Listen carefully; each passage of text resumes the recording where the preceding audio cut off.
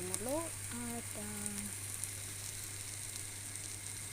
takpan na natin ng sandali. Ayan, umpisa na tayong magluto mga kapatid.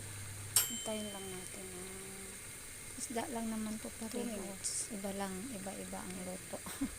Iba-iba ang pagkaluto. Ayan na, kakain na kasi ako. sa Kakain na kami. ayan, nauna na yung isa. Gutom na.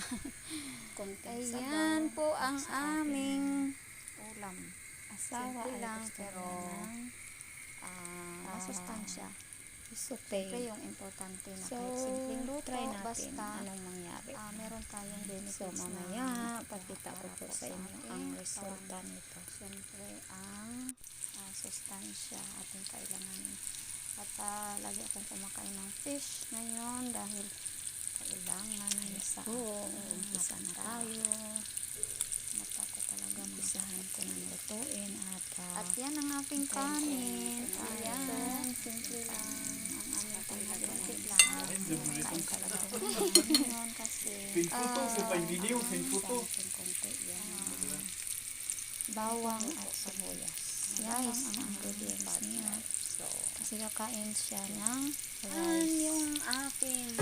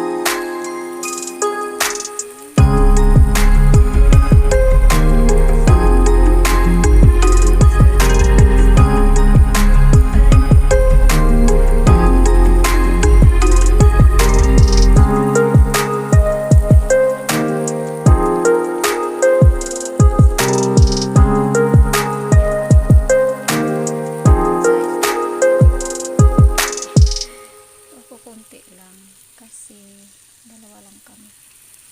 Ayan, so ang aking gulay na idadagdag ay ito. Ayan.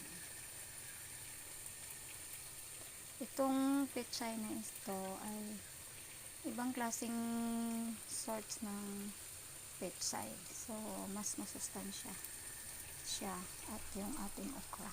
Then, meron tayong kanin at ang asawa ko ay bigyan ko ng konting dahon ng pechay. Ayan. So,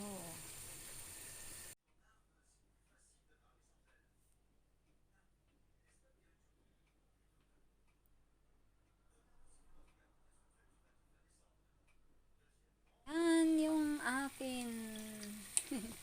Ayan, naluluto na siya mga kapatid. So, kakain na kami. Simple lang ang aming tanghalian. Always naman simple talaga. Ayan. T'as salé? Non. Faut toujours saler avant, ma chérie, le poisson, quand on le cuit. Poivré non plus? Oui.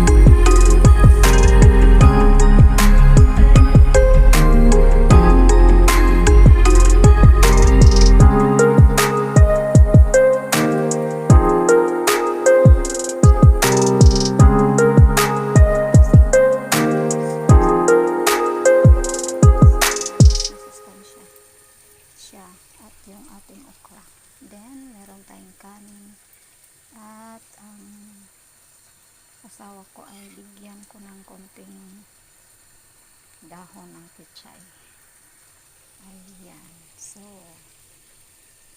ayan. Simple lang ang aming tanghalian. Arrête de Okay. bouger comme ça. Tu fais une photo